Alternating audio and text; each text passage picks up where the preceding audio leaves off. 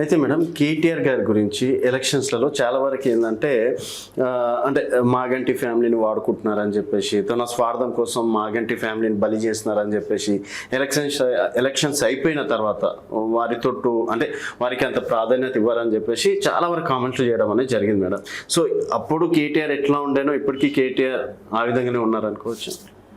గోపీనాథ్ గారు పోయినప్పటి నుంచి కేటీఆర్ గారు ఎలా అయితే మా కుటుంబంతో సహకరించి మాకు అండగా ఉండి, కేసీఆర్ గారు కేటీఆర్ ఒక ఫ్యామిలీ లాగా మాకు అండగా నిలబడి మా ఫ్యామిలీని ముందుకు నడిపించి ఈ రోజు వరకు కూడా అలాగే ఉన్నారు, ఏ తేడాలు లేవు. ఓకే, సో అవన్నీ విమర్శలే.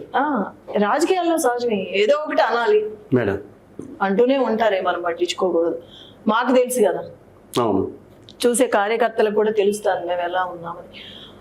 కేటీఆర్ అన్న ఈ రోజు వరకు మా ఫ్యామిలీకి ఆ క్షణం నుంచి ఈ క్షణం వరకు చాలా అండగా నిలబడి.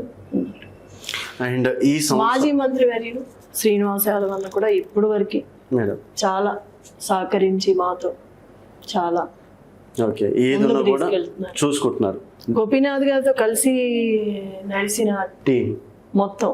ఓకే, అంటే గోపీనాథ్ గారికి పక్కన ఎప్పుడు అందరూ కలిసి ఉండేవాళ్ళు కాబట్టి మా ఫ్యామిలీ గురించి కూడా ఆ అన్నకు కూడా తెలుసు కాబట్టి ఇప్పుడు వరకు మాకు ఏదున్నా కూడా పాప మా అండగానే.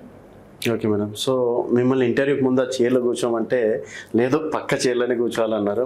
ఎందుకు మేడం ఆ చైర్ అంత అంత సెంటిమెంట్? ఎక్కడైతే పోగొట్టుకున్నామో తిరిగి అది సాధించుకొని గోపీనాథ్ గారికి, బీఆర్ఎస్ పార్టీ కేసీఆర్ గారు కేటీఆర్ గారికి ఒక బహుమతిగా గెలిచి చేతిలో పెట్టారు.